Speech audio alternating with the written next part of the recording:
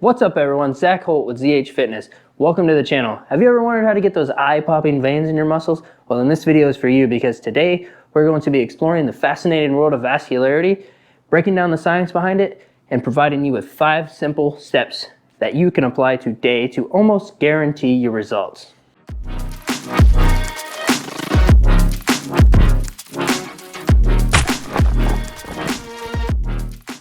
Achieving vascularity is a common aesthetics goal in the fitness industry as it usually associates with low body fat levels, muscular definition, and can really take your physique to the next level, making it very desirable.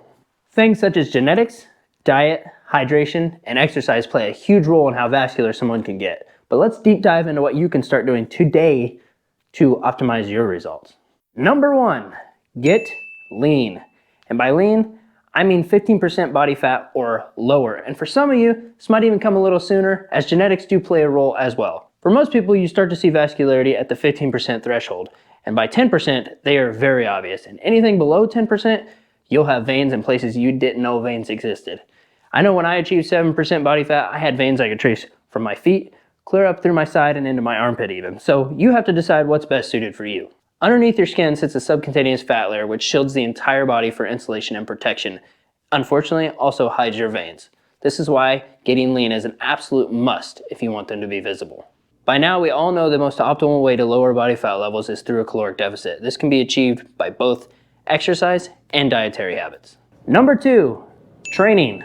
Metabolic stress training should be your go-to here, as this is the type of overload where you feel that burning sensation through high rep, high intensity training with short breaks in between. The burn is exactly what you're shooting for here, as this is an indicator that you are achieving metabolic stress. This is due to the long rep duration and little to no breaks, as your body begins to break down your stored glycogen without oxygen, causing lactic acid as a byproduct. Not only does this increase vascularity, but also inhibits hypertrophy, which is another important factor. The bigger the muscle, the more blood and oxygen is required, and the more it presses up on the vein and pushes it through the surface of the skin. Cardio also has several beneficial factors when it comes to vascularity, as this increases blood circulation and burns fat, which also contributes to weight loss. Blood flow restriction training is another great method to boost vascularity. However, I don't really recommend, as this can be dangerous if not done properly, and the same results can be achieved through metabolic overload as we previously discussed. However, this could be a great alternative to achieve that chemical burn for somebody who is either older or injured and just can't lift as much weight. Number 3. Pick number 3, my lord. Oh, okay. Hydration. Drink lots of water. Hydration plays a huge role in vascularity, even after building muscle and shredding fat. In fact, studies show that around 30% of ingested liquids retain around the muscle, similar to the subcutaneous fat layer, which also hides your veins. To minimize this, shoot for at least a gallon of water a day. This will lower your body's baseline level, as it won't need to retain as much due to lack of hydration. Number 4, sodium intake. Sodium intake isn't something you have to worry about too much unless you're like a bodybuilder about to get on stage for a competition, but it still plays an important role in vascularity and should be managed.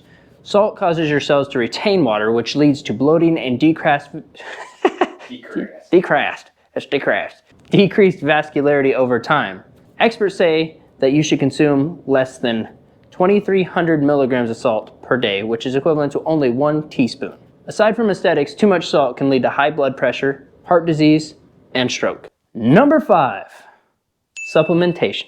Supplements are an effective way to optimize your results, but 90% of the time aren't affected due to improper use.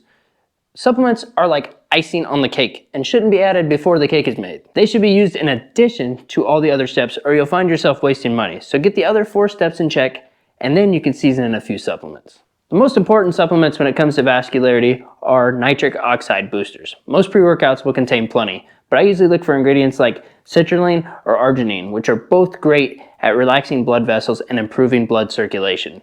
There's also plenty of foods that are naturally high in nitrates that will help as well. However, nitric oxide breaks down quickly in the body and needs replenished often, so maintaining a healthy diet and adding a few antioxidants can help slow down the breakdown process, like vitamin C and E, to name a couple. Vitamin B6 and potassium are also essential for regulating water retention, which also leads to increased vascularity. All this is very simply achieved through a well thought out and balanced diet. We show you the very first step in the process in this video here if that's something you would like to see.